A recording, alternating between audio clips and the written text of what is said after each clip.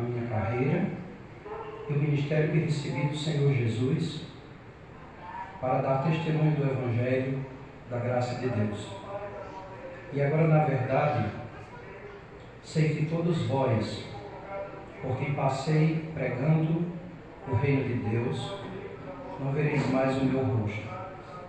Portanto, no dia de hoje, vos protesto que estou limpo do sangue de todos, porque nunca deixei de vos anunciar todo o conselho de Deus. Olhai por vós e por todo o rebanho, sobre que o Espírito Santo vos constituiu bispos, para apacentardes a igreja de Deus, que ele resgatou do seu próprio sangue. Porque eu sei isto, que depois da minha partida entrarão no meio de vós lobos cruéis, que não perdoarão o rebanho, e que dentre vós mesmos se levantarão homens que falarão coisas perversas, para atraírem os discípulos após si.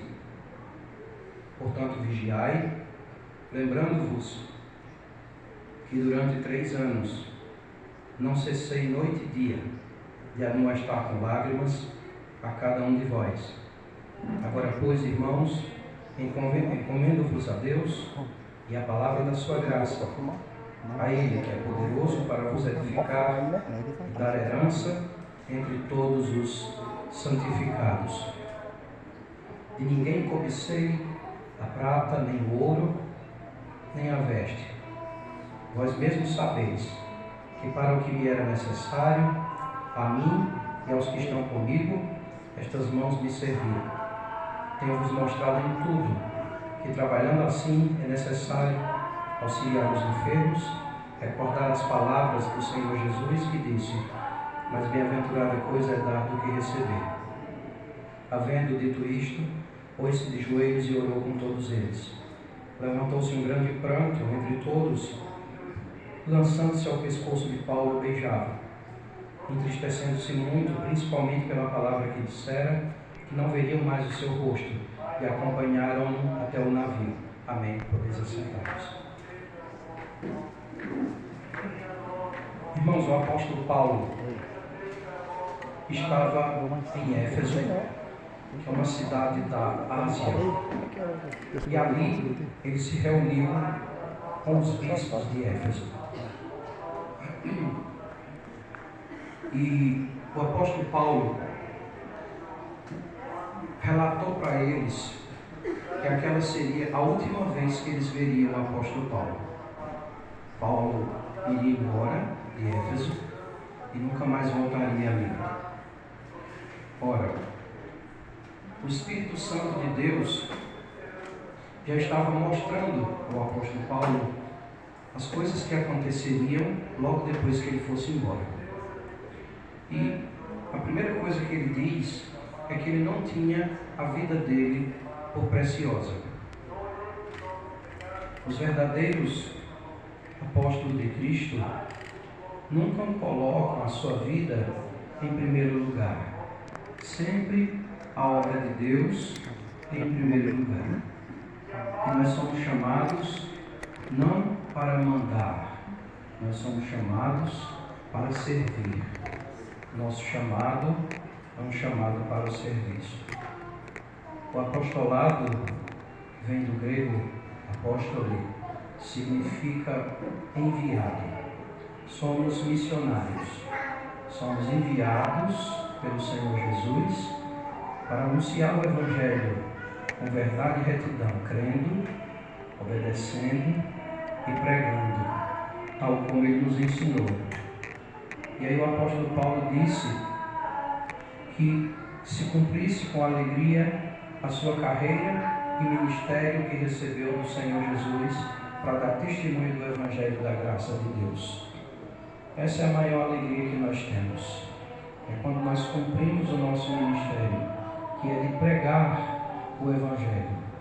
Esses homens que estão por aí acumulando riquezas em nome de Cristo e do Evangelho, eles são o que o apóstolo Paulo chama de falsos apóstolos. Os verdadeiros apóstolos têm a salvação como meta dos seus olhos. não apenas a sua própria salvação, mas a salvação de todos aqueles que ouvem a pregação da palavra de Deus. E ele disse, agora, versículo 25, eu sei que por todos vós, por quem passei pregando o reino de Deus, não vereis mais o meu rosto. E Deus, portanto, no dia de hoje, vos protege que estou limpo do sangue de todos.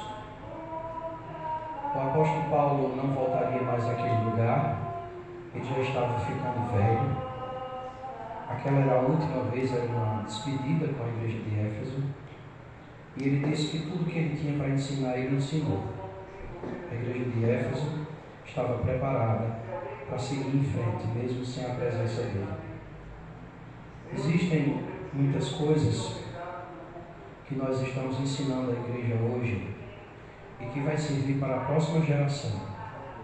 Vocês que estão chegando depois de nós, essa atual geração de ministros, são vocês que vão dar continuidade ao nosso trabalho. São vocês que vão fazer com que o Evangelho não volte a estaca zero em Cajazeiras e região. E tem muita coisa que nós ensinamos hoje que muitos irmãos não entendem a razão ainda, mas no futuro vocês vão entender. Muitas decisões que a gente toma, muitas realizações que às vezes parecem desnecessárias e supérfluas, mas existem, irmãos, muitos tipos de ovelha no rebanho de Deus, e a forma dessas ovelhas serem alcançadas é variável. Existe uma multiforme graça de Deus. Deus te alcançou de um jeito, mas Ele alcança o irmão que está do teu lado de outro jeito. Um escuta um tipo de pregação, o outro escuta outro tipo de pregação.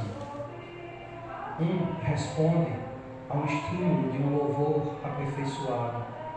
O outro eleva a sua consciência mediante a perfeição daquilo que está ao seu redor.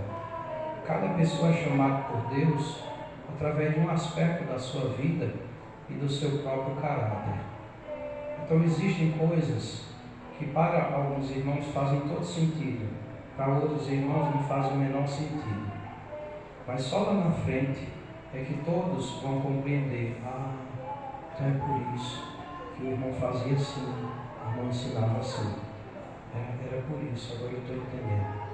Então vai ter coisas, do jeito que o Senhor Jesus disse para Pedro no lava-pés, ele disse, o que eu estou fazendo agora você não está entendendo, você vai entender depois. Então existem coisas que os irmãos vão entender depois. Por que a gente fazia assim, por que a gente tomou certas decisões. Louvado seja Deus. E tudo isso é para que as almas sejam alcançadas, para que eles tenham a salvação, para que eles ouçam a verdade, que não haja nenhum tipo de obstáculo, que não haja nenhuma dificuldade para que eles possam receber o Evangelho. Louvado seja Deus. O apóstolo Paulo disse no versículo 27, eu nunca deixei de vos anunciar todo o conselho de Deus. Às vezes, algum irmão ou alguma irmã pode ficar chateado com a gente, quando a gente mostra algum pecado. Mas quando a gente faz isso, irmãos, é por amor. É porque a gente não quer que nenhum irmão se perca. A gente não quer, mesmo quando a pessoa diz assim, o irmão está querendo se meter na minha vida. Não, isso não é se meter na vida. Isso é amar, é querer que o irmão ou a irmã não perca a salvação. Quando a gente mostra, isso aqui está errado. Não, mas eu acho que está certo, mas eu vou dizer que está errado, porque está escrito que está errado. E eu vou fazer isso para você se salvar. Eu vou insistir, eu vou fazer de tudo para, como disse o apóstolo Paulo, para lhe persuadir a verdade do Evangelho. Se eu não conseguir, eu vou orar por você. Mas tudo que eu puder fazer para lhe convencer de que a palavra de Deus purifica, santifica, liberta, transforma, salva, o que eu puder fazer para que você assimile a verdade do Evangelho, eu vou fazer. E quando eu não estiver mais aqui, vocês vão poder parar e pensar e dizer, eita, era muito bom, tomara que Deus levante mais pessoas que venham mostrar onde eu estava errado. Porque antes, quando eu ia caindo no buraco, o irmão vinha, me puxava pelos cabelos e me arrancava de dentro do buraco. Glória a Deus. E aí ele diz assim para os bispos: olhem por vocês e por todo o rebanho, que o Espírito Santo vos constituiu bispos para apacentares a igreja de Deus, que ele resgatou com seu próprio sangue. Deus resgatou a igreja com seu próprio sangue. E nós, apóstolos, bispos e presbíteros, apacentamos. Nós cuidamos do rebanho como de ovelhas, não com mão de ferro, porque o cetro é do Senhor Jesus. Ele é o nosso supremo pastor, ele é o sumo pastor. Nós recebemos apenas o dom para pastor, o dom de apacentar, mas ele nos chama para o ministério do apostolado, do episcopado e do presbiterado, justamente para cuidar do rebanho de Deus. Deus sempre vai levantar homens fiéis, idôneos, homens que temam a Deus de verdade, homens que tenham bom testemunho das pessoas que estão lá fora, que se esforçam para não aumentar e nem diminuir nada do que está escrito, para que a igreja de Deus não fique desamparada. No versículo 29, Paulo faz uma advertência, irmãos. Ele diz assim: eu sei disso, que depois da minha partida vão entrar no meio de vocês lobos cruéis, que não vão perdoar o rebanho. E do meio de vocês mesmos vão se levantar homens que vão falar coisas perversas para atraírem os discípulos para lhe seguir. Então o apóstolo Paulo disse que de dentro da própria igreja ia sair pessoas querendo convencer os irmãos a sair da igreja e acompanhá-los para onde eles forem.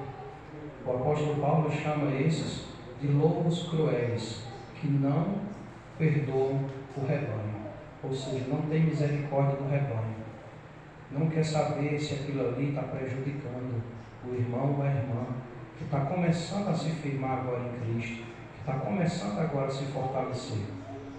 O que eles querem saber é de ter pessoas seguindo-os, pessoas que sigam as suas ordens. Aqui nós seguimos as ordens do Senhor Jesus. Não é do irmão Anaximandro, não é do irmão Lindomar, não é do irmão Damião. A autoridade aqui é do Senhor Jesus Cristo. Nem eu posso fazer o que eu quero, irmãos. Eu não posso fazer a minha vontade. Eu tenho que fazer a vontade do Senhor Jesus, que está registrado na sua palavra.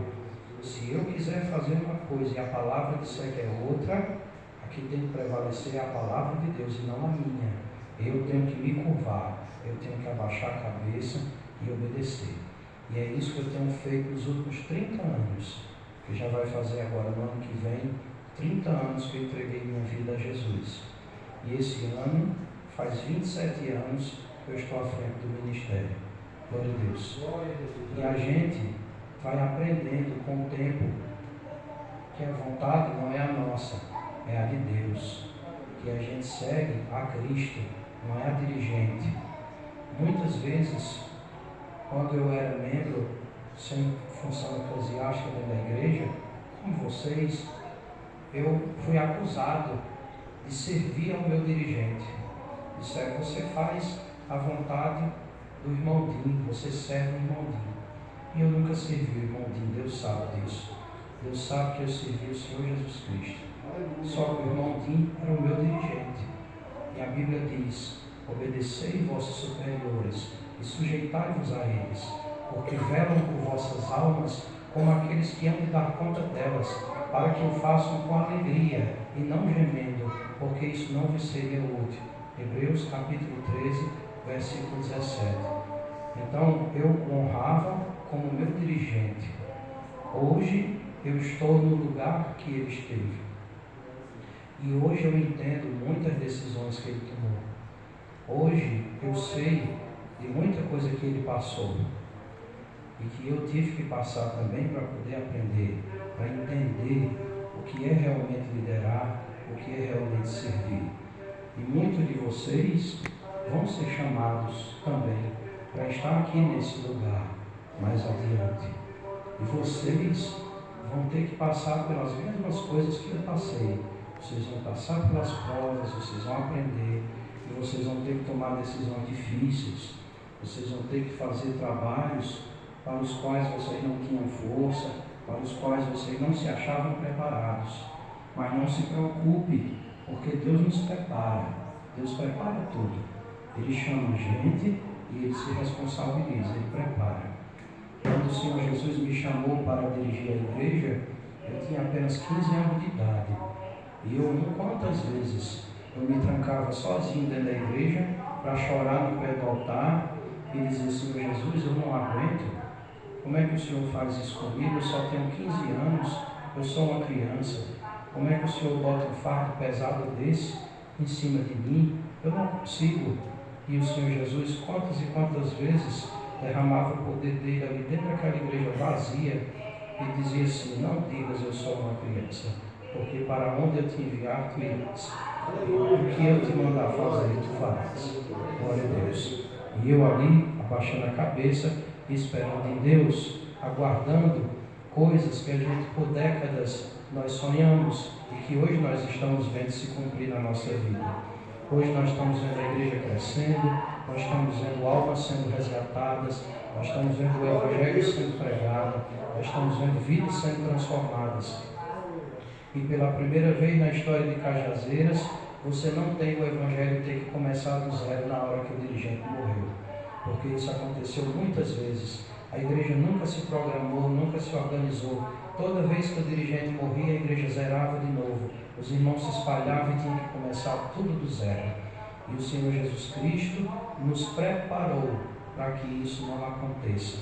E o Senhor Jesus está nos preparando para que no dia que eu for recolhido, outros homens de Deus assumam o trabalho e dêem continuidade ao trabalho, sem precisar zerar de novo o Evangelho em Cajazeiras. Louvado seja Deus. Mas para isso, irmãos, a gente precisa criar uma consciência que nós temos que ser unidos. Nós temos que nos unir. O Senhor Jesus Cristo nos chama para sermos um, assim como Ele é um com o Pai. O Espírito Santo de Deus, com aquela carne do homem chamado Jesus, forma um só. Louvado seja Deus. E como é que nós somos unificados, nos tornando um só, já que nós somos muitos? Com o Espírito Santo de Deus. Todos nós temos bebido de um só Espírito. Que o Espírito Santo de Deus habite na nossa vida e dessa forma Ele nos faz um só corpo, uma só igreja. É um só Espírito e Deus nos faz um só. Então, que a gente não permita, irmãos, que o inimigo use ninguém para nos separar, para nos dividir, para nos jogar uns contra os outros. Que a gente sempre esteja pronto a perdoar, mas que a gente também esteja pronto a repreender quando o erro estiver diante dos nossos olhos. Que a gente esteja pronto a pregar a verdade com amor, com paciência, com retidão, mas que a gente nunca se esqueça da unidade para a qual nós fomos chamados. Louvado seja Deus. O apóstolo Paulo disse assim no versículo 30: do meio de vocês mesmos vão se levantar homens que vão falar coisas perversas para atraírem os discípulos para segui-los. Isso sempre aconteceu, irmãos, sempre. Muitas e muitas vezes ao longo da história do cristianismo e na nossa história nos últimos 27 anos, já aconteceu muitas vezes de pessoas que estavam conosco e que decidiram sair da igreja e que começaram a chamar os irmãos para sair também. Mas eu creio no Senhor Jesus Cristo que os que são escolhidos do Senhor Jesus jamais serão levados por nenhum vento de doutrina, mas vão permanecer firmes no Evangelho. Porque aqueles que se retiram porque não aceitam o que está escrito. Pode procurar, irmãos. Sempre tem uma discordância da doutrina de Cristo. Muitas vezes as pessoas querem dizer que o problema é com algum irmão da igreja ou com o próprio dirigente, mas não é não, irmão, é com algum ponto da doutrina de Cristo. Você pode procurar. É porque no final você procura e você vê, não, é porque eu não concordo com tal pregação. Olha, é doutrina. O problema é a doutrina. Então, a igreja é coluna e firmeza da verdade. Então a igreja sustenta a verdade. A igreja sustenta a doutrina de Cristo. E eu fico muito feliz, muito satisfeito em saber que a grande maioria dos irmãos permaneceram firmes até hoje, mesmo diante de tudo que a gente já passou. Tem irmãos que estão aqui desde o primeiro culto, no dia 15 de novembro de 1998. E tem irmão que está aqui desde lá, está aqui até hoje. Glória a Deus. E estamos firmes na presença do nosso Deus. E vamos continuar avançando, pregando o Evangelho, ensinando a verdade, acontecer. Nós nunca vamos parar de ensinar o Evangelho verdadeiro. Louvado seja Deus. No 31, o apóstolo Paulo diz: vigiem, lembrem-se que durante 3 anos eu não cessei de noite e dia de admoestar com lágrimas a cada um de vocês. Paulo passou 3 anos em Éfeso. Eu faz 27, né, que estou aqui admoestando os irmãos. Com mais 3 de Paulo faria 30, né? Aí ele diz: agora, irmãos, encomendo-vos a Deus e a palavra da sua graça, a Ele que é poderoso para vos edificar e dar herança entre todos os santificados. É o que eu posso fazer à igreja. Eu encomendo vocês a Deus e a sua palavra. E eu espero que os irmãos continuem crendo, firmes e vivendo segundo a palavra. A gente não segue a placa da Assembleia dos Justos, a gente não segue o irmão Anaximandro, a gente segue o Senhor Jesus Cristo, que veio em carne para nos salvar. Louvado seja Deus. Ele deu a sua vida por nós na cruz do Calvário. E quando o irmão Anaximandro não estiver mais aqui, a igreja vai continuar do mesmo jeito. E isso vai provar mais uma vez que os irmãos não seguiram o irmão Anaximandro, que os irmãos seguiram o Senhor Jesus Cristo. Louvado seja Deus. E aí Paulo disse no 33: de ninguém cobicei a prata, nem o ouro, nem a roupa. Vocês mesmos sabem que para o que me era necessário a mim e aos que estão comigo, essas mãos me serviram. Tenho-vos mostrado em tudo que, trabalhando assim, é necessário auxiliar os enfermos e recordar as palavras do Senhor Jesus, que disse: mais bem-aventurada coisa é dar do que receber. Durante muitos anos eu não estive exclusivamente na obra como eu estou hoje. Durante muitos anos eu estive no trabalho secular, com as minhas próprias mãos me sustentando, até que Deus permitiu que eu tivesse a minha casa própria. A partir daquele momento eu entreguei tudo. Às vezes eu converso com minha esposa: não sei se consigo. Eu sou fraco, sou pequeno, sou limitado. Então eu não sei se eu vou conseguir ficar só na obra. Mas o que eu puder fazer para fazer isso, para cumprir isso, eu vou fazer de tudo. Se eu não conseguir, eu volto para o emprego de novo. Não tenho a menor dificuldade de trabalhar, nunca tive dificuldade. E gosto muito de trabalhar. Hoje eu faço o trabalho mais precioso que eu já fiz em toda a minha vida, que é trabalhar exclusivamente para Deus. Renunciei tudo, entreguei tudo, e hoje vivo só para Ele. E a prioridade sempre é a casa dele, e sempre será a casa dele. Sei que o Senhor Jesus é quem providencia tudo, e é quem vai continuar a providenciar. E se em algum momento a obra não tiver condições de que eu fique só na obra, não tem nenhum problema. Nós vamos fazer a obra do mesmo jeito. Eu vou trabalhar em outra coisa também, e nós vamos fazer o trabalho do mesmo jeito. Não vai deixar de ser feito de jeito nenhum. Glória a Deus.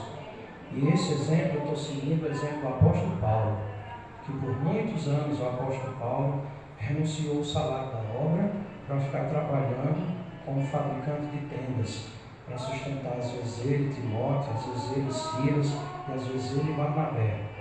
Mas quando aprove a Deus que ele conseguisse ficar só na obra, foi muito bom também, porque ele tinha mais tempo para visitar os irmãos, para pregar o Evangelho, para orar pelos enfermos, para evangelizar, para fazer a obra de Deus mais livre. Mas tudo é como Deus permite, né, irmão? Do jeito que Deus permitir é o que vai ser. Depois que o apóstolo Paulo terminou de pregar, ele chamou os irmãos para dobrar os joelhos. No versículo 36, eles fizeram uma oração. Naquele dia os irmãos choraram bastante, porque ele estava para viajar. E como ele disse que aquela era a última vez que eles viriam o rosto do apóstolo Paulo, então os irmãos ficaram muito tristes, porque eles gostavam muito do apóstolo Paulo e eles sabiam que aquela palavra era de Deus e que nunca mais eles iriam ver o rosto do apóstolo Paulo. Glória a Deus. Eu espero que vocês ainda vejam o meu rosto, né? Glória a Deus. Ainda não é a despedida, não. Glória a Deus.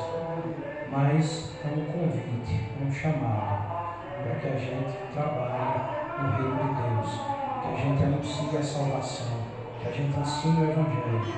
Irmão, eu não sei ainda, eu não aprendi ainda, então vamos aprender. Estou aqui para lhe ajudar, estou aqui para ensinar, estou aqui para lhe servir, ensinando o Evangelho. Então vamos aprender, porque para você aprender, você vai ensinar. Você vai levar aqueles que ainda não conhecem. Justamente, irmãos, conhecer isso aqui, para a gente não estar ali gritando viva sem cantar. É por isso que a gente tem que conhecer isso aqui. É para a gente gritar viva Jesus Cristo. Amém? Essa é a mensagem em nome de Jesus. Vamos dobrar o joelho diante do Senhor Jesus Cristo e fazer a oração final.